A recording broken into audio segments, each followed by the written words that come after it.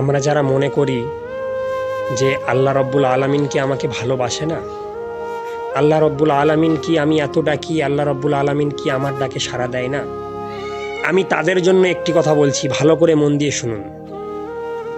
যখন মুমিন বান্দা আল্লাহকে ডাকে, আল্লাহ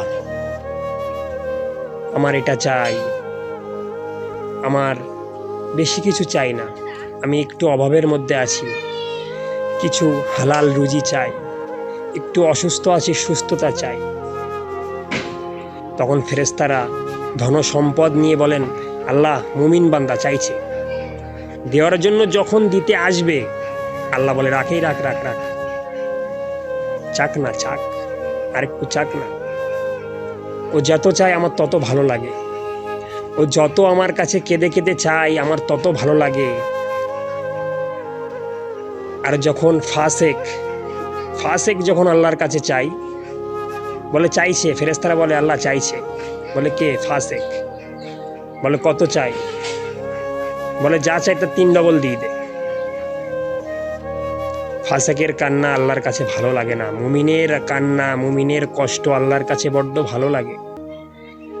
আল্লাহ ফেরেশতাদেরকে বলে যে দেখো, ও আমার কাছে চাইছে, আমার বান্দা আমার কাছে কেঁদে কেঁদে চাইছে।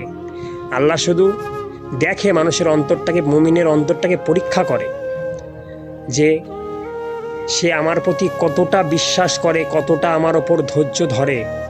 এই জন্য আপনাকে যদি না দেয় আর আপনি যদি প্রকৃত মুমিন হয়ে থাকেন, আফসোস করার কোনো দরকার নেই, কোনো আফসোস করার দরকার নেই। মনে করেন যে আল্লাহ আপনাকে ভালোবাসে, আল্লাহ আপনাকে ভালোবাসে, আপনি যা চেয়েছেন তার থেকে বেশি আল্লাহ আপনাকে দেবে যদি ধৈর্য ধরতে পারেন। যদি ধৈর্য ধরতে পারেন অবশ্যই আল্লাহ পাক আপনাকে দেবে। এই 4 আঙ্গুল কপালে, এই তাকদিরে যেটা লেখা আছে সেটা আপনি অবশ্যই পাবেন। এই জন্য মুমিন হওয়ার চেষ্টা করুন, আর কখনো হতাশ হবেন না, আল্লাহর ওপর ভরসা করুন। সব কিছু ইনশাল্লাহ আল্লাহর ওপর ভরসা করলে, আল্লাহ বলছে যে আমার ওপর তাওয়াক্কুলের মতো তাওয়াক্কুল করে তার সমস্ত দায়িত্ব স্বয়ং আমি আল্লাহ নিজে নিয়ে নিই। এই জন্য কোনো টেনশন করার দরকার নেই, আল্লাহর ওপর তাওয়াক্কুল করুন, সব কিছু ইনশাল্লাহ ঠিক হয়ে যাবে আল্লাহ পাক যদি চায়। আল্লাহর পথে চলুন, সৎভাবে চলুন এবং অপরকে সৎ কাজের উপদেশ দিন। আল্লাহ আমাদের সকলকে বোঝার তৌফিক দান করুন, আমিন।